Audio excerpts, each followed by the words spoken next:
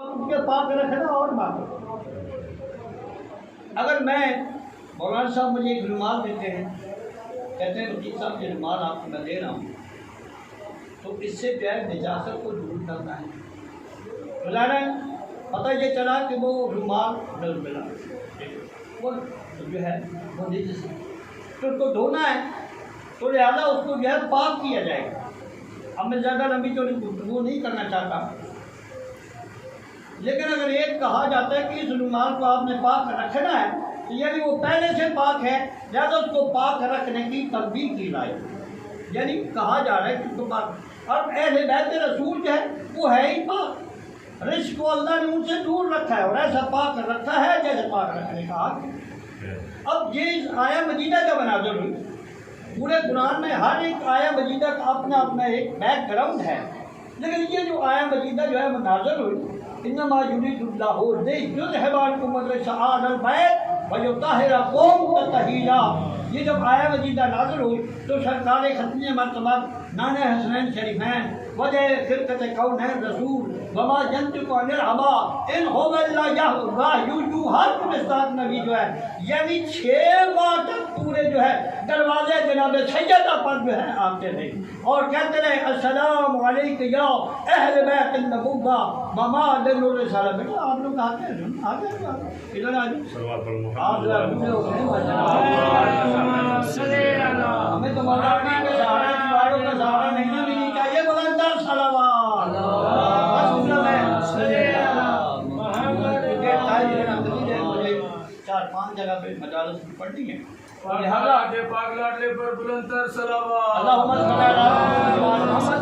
یعنی پورے 6 مہینے تک یہ آیا مجیدہ جب نازل ہوئی تو سرکار رسول اکرم صلی اللہ علیہ وآلہ وسلم جب بھی دروازے جناب سیدہ پر آتے تھے تو ارشاد ہوتا تھا پروردگار عالم کا، اے میرے حبیب آپ میری یعنی خاص بانی میری قلیل جناب سیدہ کے دروازے پر جا رہے ہو اور جب تک آپ کو اجازت نہ ملے اندر داخل نہیں ہونا.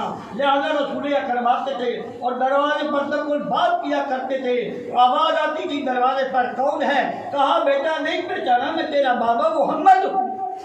تو کہا بابا کبھی باپ بیٹیوں کے گھر آئیں تو کبھی پردہ ہوتا ہے. کہا بیٹا بات یہ نہیں ہے، لیکن جب میں آپ کے دروازے کی طرف پڑھتا ہوں، میں جب آتا ہوں تو مجھے اللہ کا حکم ہوتا ہے اے میرے حبیب جب میری کنیزِ خاص کے گھر جاؤ تو کیا کرنا؟ پہلے دروازے پر تک کوئی بات دینا، جب اجازت ملے تو جانا، ورنہ جو ہے وہ نہیں جانا. بس یہی رسول اکرم فرما رہے کہ دیکھو اپنے صحابہ کرام کو بتا رہے ہیں، ان لوگوں کو بتا رہے کہ دیکھو جس جناب سیدہ کے دروازے پر میں محمد مصطفیٰ اتنی بڑی تعظیم کے ساتھ بغیر اجازت کے نہیں جانا پسند کرتا، اللہ کا ہی حکم ہے. لہٰذا مسلمانوں خیال کرنا ایسا نہ ہو میں آپ کو اس دروازے کی تعظیم بتا رہا ہوں، عزت بتا رہا ہوں کہ آپ اس دروازے پر آنا عزت سے آنا، کہیں ایسا نہ ہو تم کوئی اور سامان جو ہے وہ لے کر آنا. بات یہ ہے کہ بس جناب سیدہ فاطمہ الزہرا ان کی اولاد مدینہ چھوڑا 28 رجب المرجب کو اور مکہ میں آ کر آئے. جب دیکھا کہ یزید کمینے کے سپاہی اوپر ان کا لباس احرام ہے اور اندر ان کے جو ہے تلواریں جو ہے وہ چھپی ہوئی ہیں اور ان کو حکم یہ تھا کہ جہاں بھی امام حسین السلام مل جائے اور ان کو یہ قتل کر دینا تاکہ امام حسین السلام جو ہے وہ شہید بھی ہو جائیں یعنی قتل ہو جائے اور کسی کو پتہ نہ چلے کہ کرنے والا کون تھا. لیکن امام حسین علیہ السلام جو ہے وہ پہلی یا 2 محرم کو کربلا میں تشریف لاتے ہیں. لمبے چوڑے مضامین ہوتے ہیں جب کربلا میں تشریف لاتے ہیں اور آ کر پتہ کیا قوم بنی اسد کو بلایا گیا، پوچھے اس کا نام کیا ہے تو کہا کہ اس کا نام ماریہ ہے اور پھر کبھی یہ کہا مختصراً کہا کہ اس کا نام کرب و بلا بھی ہے، اس کا نام نینوا بھی ہے. 9-10 نام جو ہے بتائے کربلا محلہ کے. تو جب گھوڑے پر سوار تھے تو مولا نے گھوڑے کو چاہا کہ میری سلطنت آ جائے، میرا گھوڑا میری سواری آگے چلے، لیکن سواری رک گئی. ایک اور گھوڑا تبدیل حتیٰ کی تاریخ میں کہتے ہیں مولانا صاحب بیٹھے 7 گھوڑے تک امام نے تبدیل کیے لیکن کوئی بھی جو ہے وہ ذوالجلال یا امام کی سواری آگے نہیں بڑھتی تھی. پھر قوم بنی اسد کو بلایا، کہا یہ تمہاری جو ہے زمین ہے میں خریدنا چاہتا ہوں. کہا کہ آپ کون ہیں؟ تعارف ہوا کہ میں جو ہے نواز رسول ہوں، میں امام حسین صاحب ہوں، میں زہرا کا بیٹا ہوں، میں علی کا لال ہوں. کہا کہ میں اس کو خرید کرنا چاہتا ہوں. تو ان کا کہ مولا آپ اس زمین کو خرید نہ کرے. آدم علیہ السلام سے لے کر خاتم النبیین تک تمام انبیاء آئے، لیکن کوئی بھی نبی اس زمین کو جو ہے اس خطے کو آباد نہیں کر سکا. تو آپ کے ساتھ چھوٹے چھوٹے بچے ہیں، آپ کے پاس مستورات ہیں، لہذا آپ اس جگہ پر نہ بہرحال مولا نے ارشاد فرمایا میں زمین کو آباد کروں گا. جو انبیاء کے پاس سرمایہ نہیں تھا وہ حسین کے پاس وہ موجود ہے، میں اس کو آباد کروں گا. کہا کیا لے کر آئے ہو؟ سرزمین کربلا سے آئے. کہا دیکھو میرے ساتھ علی اکبر ہے، میرے ساتھ جناب عباس ہے، میرے پاس علی اصغر ہے. میں علی اکبر کا جو ہے چھاتی میں بچی کو پسند کر دوں گا، لیکن اللہ کے دین کو، نانا کی دین کو میں ضرور جو ہے وہ برباد ہونے سے بچاؤں گا اور اس کی حفاظت بھی کروں گا. مختصراً یہ کہ بس وہ زمین کو خریدا. جناب زینب سلام اللہ سے کہا کہ بہن زینب یہ زمین میں خرید کر رہا ہوں 60,000 دینار میں. 30,000 زینب سلام اللہ نے دیے اور 30,000 امام حسین علیہ السلام درہم و دینار دیے اور زمین خریدی. جب نام کرنے لگے تو زینب سلام اللہ سے کہا کہ بہن زینب یہ کس کے نام کروں؟ بڑا بیٹا تو سجاد ہے. کہا کہ اکبر آپ کا بھی بیٹا ہے اور میرا بھی بیٹا ہے، لہذا اکبر کے نام پر لہذا کربلا کا خطہ جو ہے وہ 12 میل کی جو ریاست تھی وہ جناب علی اکبر کے نام پر کروائی گئی، جہاں امام حسین السلام کی قربانیاں دی. وسیاب الذین ظلموا ایمن خلوی القلب بلند کا صلوات اللہم صلی علی محمد.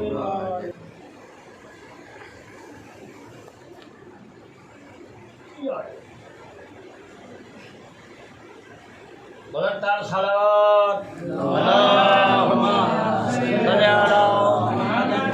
علی محمد وعجل. ما شاء الله لا حول ولا قوة إلا بالله العلي العظيم. رب اشرح لي صدري ويسر لي أمري واحلل عقدة من لساني يفقهوا قولي. أعوذ بالله السميع العليم من الشيطان اللعين الرجيم. بسم الله الرحمن الرحيم. الحمد لله رب العالمين والعاقبة للمتقين والعاقبة أهل التقوى واليقين. ثم الصلاة والسلام على الرسول المصدق المحمود الأحمد والمصطفى الأمجد صاحب وقار السكينة المدفون بأرض المدينة مولانا مولى الثقلين جد الحسن والحسين حبيب إله العالمين أبي القاسم محمد. اللهم صل على محمد وآل محمد الذين أخر الله عنهم الرجس وطهرهم تطهيرا. اللهم صل على محمد وآل محمد وعلى الطيبين الطاهرين المعصومين واللعنة الدائمة على أعدائهم أجمعين إلى قيام يوم الدين. أما بعد قال رسول الله صلى الله عليه وآله وسلم حسين مني وأنا من الحسين صلوات الله.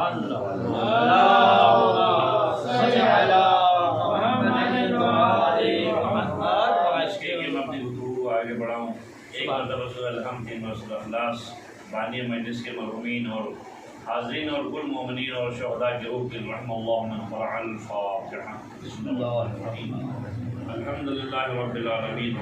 ایاک نعبد و ایاک نستعین. اهدنا الصراط المستقیم صراط الذین انعمت علیہم غیر المغضوب علیہم ولا الضالین.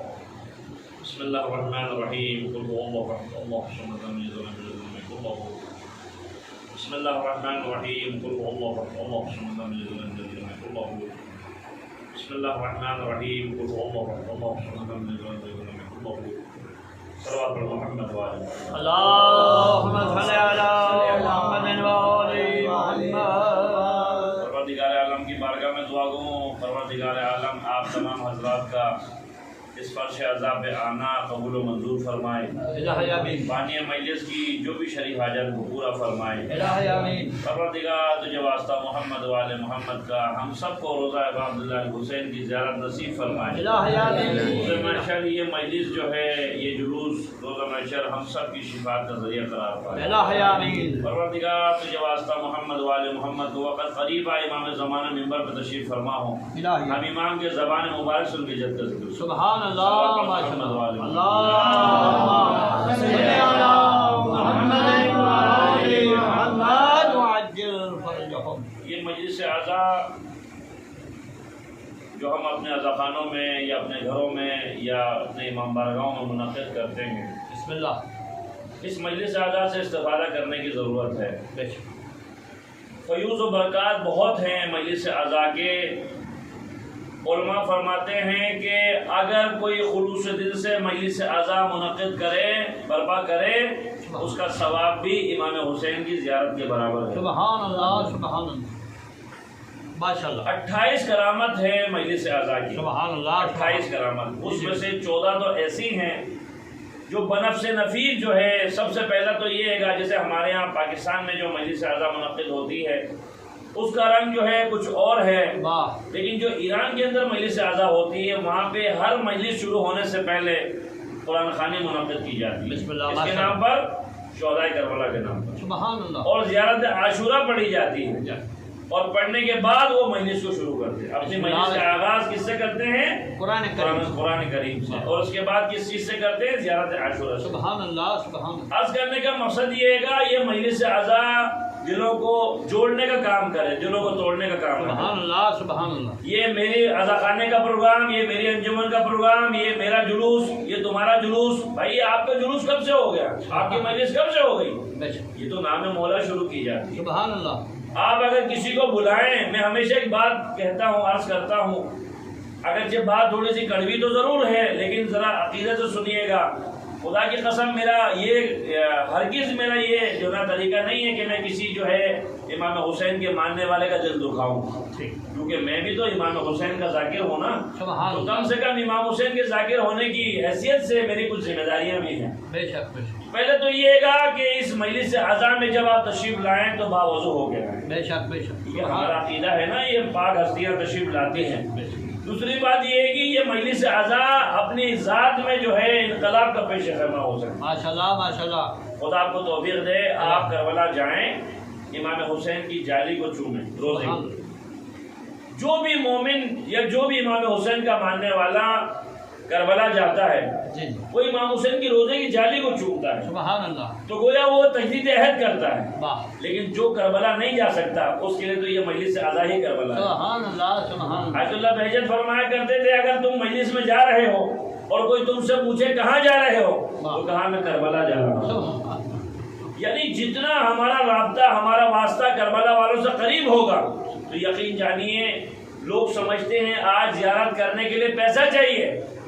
ज़ियारत करने के लिए पैसा नहीं चाहिए, ज़ियारत करने के लिए तड़प चाहिए। सुभान।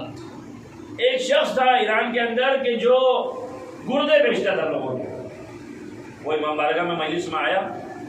जब मजलिस में आया तो उसको देखकर कई लोग जो है पीछे हट गए। मजलिस में आना लोगों ने छोड़ दिया। तो इमाम बारगाह की मैनेजमेंट ने कहा कि भाई देखें, आपकी वजह से मोमिनीन अज़ाखाने में नहीं आ रहे, तो लिहाजा कल से आप तशरीफ नहीं लाइएगा। अच्छा, आप इमाम बारगाह में तशरीफ नहीं लाइएगा। वो बड़ा दिल शिकस्ता हुआ, उसको बड़ी तकलीफ हुई। बच्चे मजलिस में जाने लगे, कहा बाबा नहीं जाएंगे? क्या नहीं बेटा, मैं मजलिस में नहीं जाऊंगा। अपने घर में छोटा सा अज़ाखाना था, वहीं बैठ गया। कहा मौला आज हाल ये है, मेरे पर इमाम बारगाह के दरवाजे बंद कर दिए गए, अज़ाखाने के दरवाजे बंद कर दिए गए। तो कहते हैं 7 अफराद थे उस अज़ाखाने के, हुसैनिया के मैनेजमेंट। इमाम हुसैन ने उनको ख्वाब में आकर हुक्म दिया कि तुम पूछा तुम कौन होते हो उसको इमाम बारगाह आने से मना करने वाले। वो जो उसका फेल है, उसका ज़ाती फेल है, इनफरादी फेल है, उसकी अपनी ज़ातियात का मसला है। लेकिन तुम कौन होते हो उसको इमाम बारगाह? ये बताओ, तुमने इमाम बारगाह किसके लिए बनाया? अपनी ज़ात के लिए बनाया या मेरे नाम पे बनाया? अगर मेरे नाम पे बनाया तो तुम कौन होते हो किसी को इमाम बारगाह में आने से मना करने वाले? तो वो मैनेजमेंट जो है रोने लगी, गिरिया करने लगी। اس کے بعد کیا ہوا کہ جب وہ لوگ معافی مانگنے کے لیے گئے، دیکھا اس شخص کا دروازہ بھی کھلا ہوا ہے، تو وہ بھی زار و قطار رو رہا ہے۔ اس سے پوچھا کہ بھئی تم کیوں رو رہے ہو؟ کہ امام حسین نے مجھ سے خود فرمایا کہ تو ہم پہ جان چھڑکتا ہے، محبت کا دعویٰ کرتا ہے، تو ایسا کام کیوں کرتا ہے کہ تیرے پہ امام باغہ کے لوگوں نے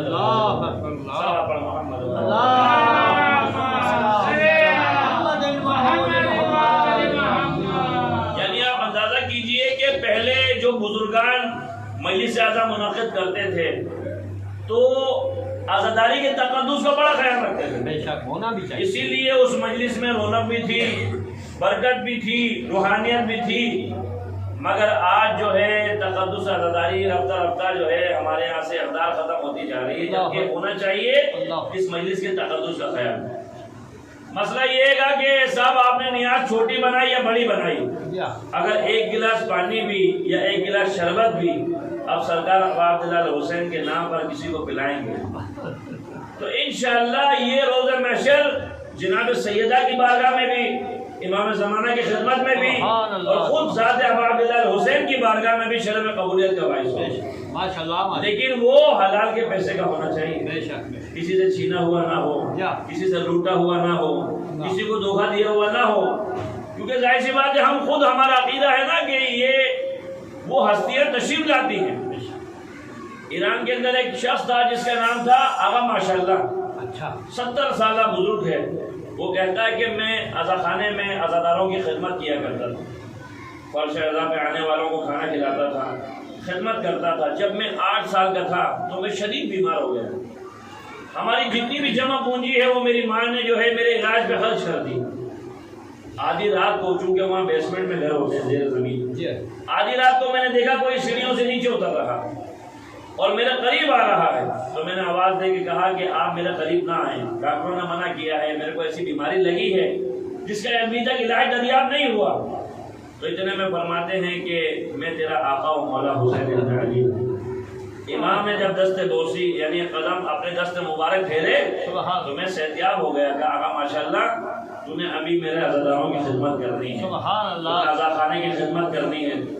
اس کے بعد جو ہے کہا مولا میری علاج کے اوپر جو ہے سارے پیسے خرچ ہو گئے، محرم آنے میں 4 دن باقی ہیں، کہا فرش خزانہ بچھانا تیرا کام ہے، اہتمام کرنا ہمارا کام ہے۔ اس کے بعد کہتے ہیں دوسرے دن جو ہے ایک آدمی ایک بڑی سی گاڑی لے کے آیا، ٹرک میں مثلا تبرکات کا سامان لے کے آیا، کہا بھائی ہمارے جو کمپنی کا مالک ہے نا، اس نے کہا ہے جب تک آپ کی اس امام بارگاہ میں مجلس ہو رہی ہے تو تبرک کا اہتمام ہم کریں۔ سبحان اللہ، تو کہہ رہے ہیں پتہ نہیں کہاں سے جو ہے یہ ضرورت ہے مجلس کے تبرک کا پورا ہوتا رہا، ہمیں خود نہیں معلوم۔ اور ایک دن میں نے جاگتی آنکھوں سے دیکھا امام حسین علیہ السلام جو ہے خود تشریف لائے اور میں لیٹا ہوا تھا، میں نے کہا تھوڑی دیر میں جو ہے اٹھوں گا، میں امام بارگاہ کو جو ہے صاف کروں گا۔ امام نے فرمایا تو آقا ماشاءاللہ تو لیٹا ہوا ہے، میرے عزادار آنے والے ہیں۔ جاگتی آنکھوں سے میں دیکھ رہا ہوں امام کو، تو وہ میں نے بھولتی کی سمت میں اٹھا اور میں نے جلدی سے امام بارگاہ کو صاف کیا۔ کہا اگر میرے ماننے والوں کو پتہ ہوتا کہ میں اپنے آنے والوں کا عزاداروں کا کتنا مشتاق رہتا ہوں تو یقیناً جو ہے وہ غافل نہیں رہتے اس چیز سے۔ میرے دوستوں، میرے بھائیوں، خدا آپ کو توفیق دے، ہو سکتا ہے جناب سیدہ آپ کی اس مجلس میں آنے سے راضی ہو، ہو سکتا ہے امام زمانہ آپ کی اس مجلس میں آنے سے راضی ہوں۔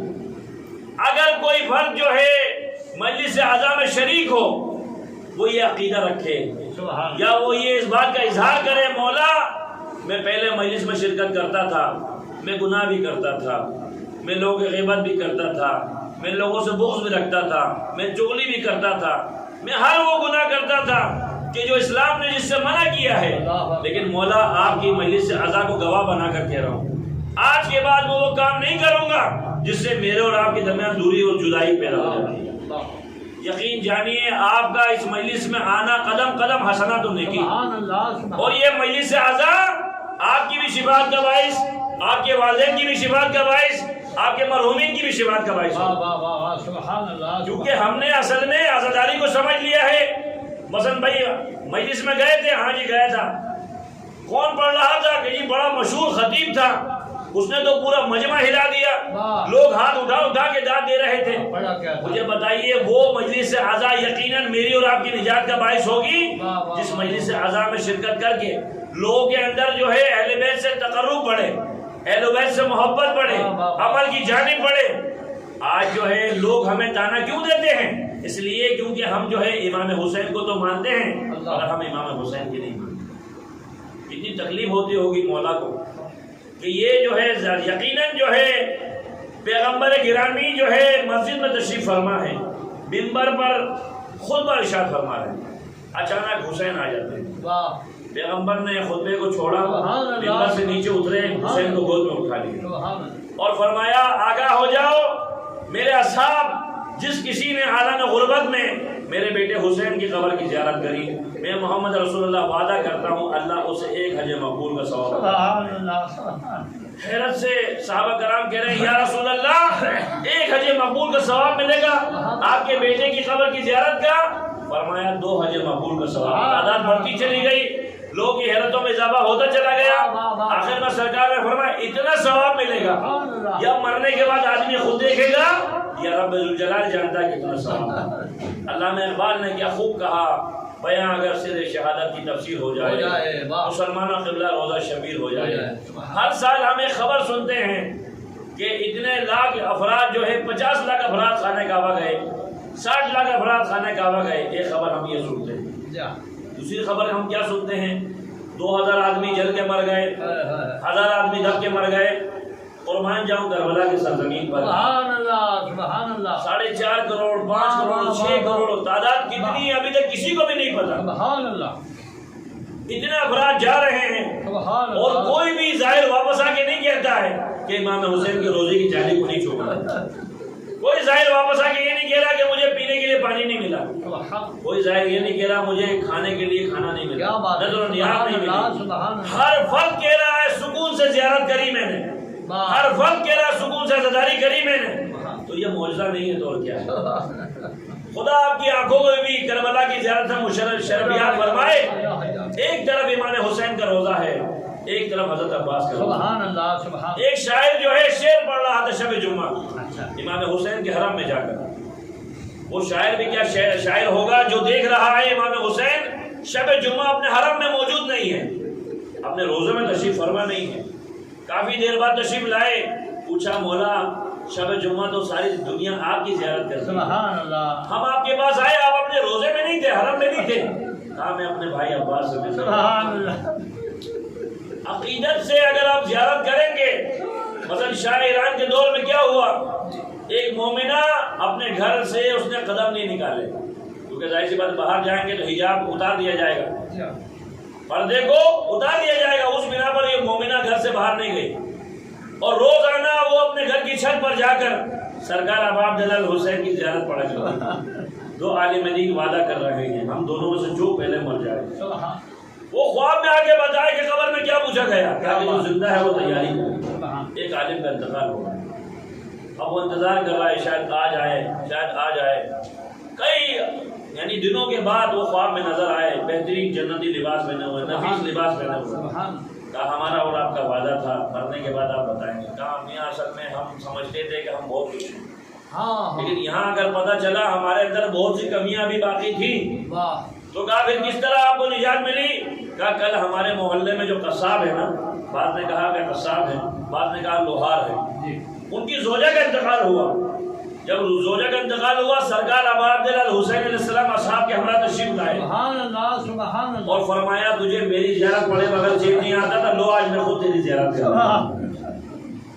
عرض کرنے کا مقصد یہ ہے اگر پوری زیارت نہ پڑھ سکے گھر سے نکلتے ہوئے السلام علیکم یا ابا عبداللہ حسین پڑھے تو یہ بھی سلام امام جب صادق علیہ السلام فرماتے بنفس نفیس سرکار ابا عبداللہ حسین کی خدمت میں پہنچے۔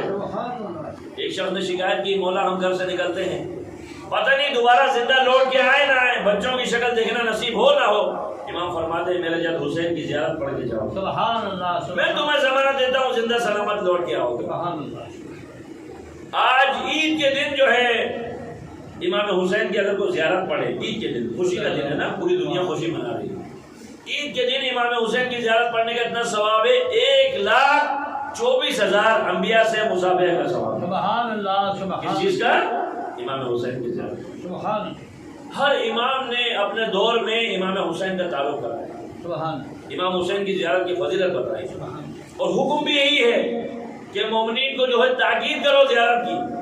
اچھا اگر کوئی نہیں جا سکتا کربلا تو اس کے لیے یقیناً یہ عزا خانہ ہی کربلا ہے. سبحان اللہ یہ مجلس عزا ہی جو ہے شام غریبہ ہے، یہ مجلس عزا ہی جو ہے یقیناً جو ہے ایسا ہے، کیونکہ ظاہر سی بات ہے پڑھنے والا جو ہے جب ذکر مصائب بیان کرتا ہے تو پڑھنے والے کی ہاتھوں میں کوئی چھڑی نہیں ہوتی جادو کی کہ جس سے لوگ جو ہے مچلنا شروع ہو جاتے ہیں، گریہ کرنا شروع ہو جاتے ہیں. نہیں، یہ اہل بیت سے عقیدت ہے ہماری، سبحان اللہ اہل بیت سے محبت ہے کہ جب ہم ان کے مصائب کو سنتے ہیں بے ساختہ ہماری آنکھیں چھلک پڑتی ہیں.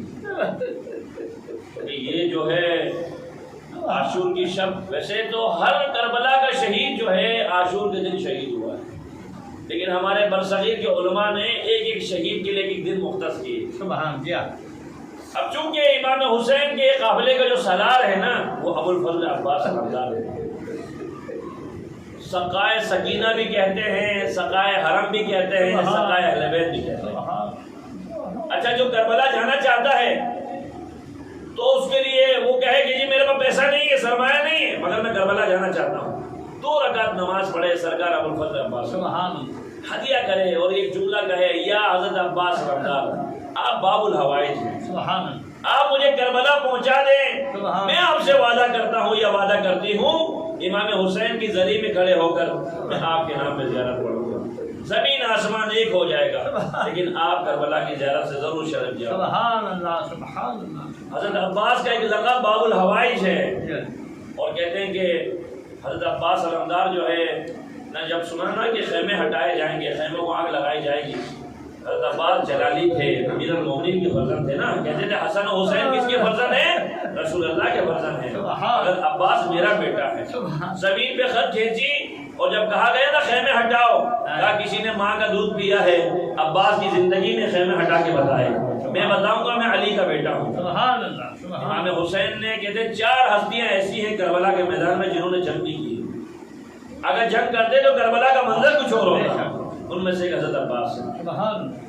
سکینہ جو ہے اپنا سوکھا ہوا مشکیزہ لے کے آئی، چچا جان 3 دن ہو گئے، خیمے میں پانی بن گئے، بچے الادش کی صدائیں بلند کر رہے ہیں، چچا جان اگر پانی سکینہ بابا سے اجازت دلوا دو میں تمہارے لیے پانی لے آؤں گا. تو اس کے بعد جو ہے امام حسین نے جو ہے کہا سکینہ چچا کو بھیج تو رہی ہو، کل کو تم خود گریہ کرو گی، کیونکہ علم محمد سے جانتے ہیں نا کہ آگے کیا ہونا ہے. سکینہ کا سوکھا ہوا مشکیزہ لیا تو کہتے ہیں امام حسین نے تلوار لے لی، ایک نیزہ دے دیا کہ بات جنگ نہیں کرنی ہے، دفاع کرنا ہے. ساقی کوثر کے ٹھوکروں میں پانی تھا. سبحان اللہ. تو کہتے ہیں کہ میرا برا کی طرف چلے ہیں، سب سے پہلے سکینہ کی سوکھی ہوئی مشکیزے کو بلا. اللہ. آپ کبھی علم کو دیکھیں نا، علم کے چھوٹا سا مشکیزہ ہوتا ہے، یہ سکینہ کی یاد کی وجہ سے یہ مشکیزہ رکھتے ہیں، تو لہذا سکینہ کے صبح وہ مشکیزوں کو بھرا ہے. اس کے بعد چلو میں پانی لیا ہے، جیسے چلو میں پانی لیا نا، سکینہ اور بچوں کی الادش کی صدائیں جو ہے نظروں میں گھوم گئی ہیں. وہ پانی نیرا برا میں واپس پھینکا ہے. اپنی سواری سے کہتے ہیں میرے سواری تو بھی پیاسا ہے، پانی پی. وہ بے زبان کہتا ہے میرے مولا جب تو نے پانی نہ پیا اس غلام کی کیا مجال ہے کہ پانی پیے. کربلا میں خدا توفیق دے آپ کو، شرف زیارت بخشے آپ کو کہ آپ کربلا جائیں. امام حضرت عباس کا وہ بازو جو ہے جہاں شہید ہوا ہے نا، وہ آج بھی کربلا میں زیارت گاہ بنا ہوا ہے. تو وہ ایک ملعون نے جو ہے وار کیا ہے، ایک بازو شہید ہوا. اپنے آپ کو تسلی دے رہے ہیں راہ حسین میں ایک بازو شہید ہوا تو کیا ہوا. اس کے بعد حضرت عباس نے کیا کیا، دوسرے ہاتھ سے جو ہے سکینہ کے مشکیزے کو تھاما ہے اور گھٹنوں سے علم کو تھاما ہے. چلے ہیں آگے. جب دوسرا مشکیزہ بھی شہید ہوا، جب بازو شہید ہوا نا، اس کے بعد دانتوں سے سکینہ کے مشکیزے کو تھاما ہے. جب کسی ملعون نے جو ہے سکینہ کے مشکیزے پہ تیر چلایا تو ایک مرتبہ زخمی حالت میں گرے ہیں. السلام علیکہ یا ابا عبداللہ. امام حسین نے عباس کے سر کو اپنے گود میں لیا ہے کہ عباس ساری زندگی تو نے مجھے آقا کہا ہے، کہا میری ماں نے ہمیشہ مجھے تاکید کی ہے حسن حسین کو آقا نہیں آقا کہنا ہمیشہ، بھائی نہیں کہنا۔ امام حسین فرماتے ہیں عباس تو نے ساری زندگی مجھے آقا کہا ہے، آج جو ہے تو مجھے میرے کہنے پر بھائی کہہ کے پکار۔ کہتے ہیں آقا میں نے سنا ہے جب میں دنیا میں آیا تھا میں نے آپ کے چہرے کی زیارت کی تھی، میں چاہتا ہوں دنیا سے جاتے ہوئے بھی آپ کے چہرے کی زیارت کروں۔ آقا میری ایک آنکھ میں تیر ہے، دوسرے سے خون جاری ہے۔ امام حسین نے ابا کے دامن سے خون کو صاف کیا ہے اور کہا آقا میری لاش کو خیمے میں لے کے نہ جائیے گا۔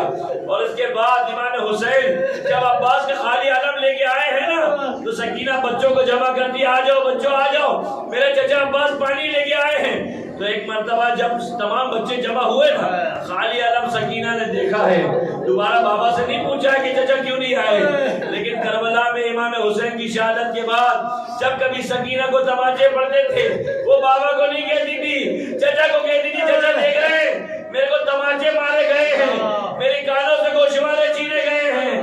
ماتم حسین یا حسین یا حسین یا حسین جزاک اللہ۔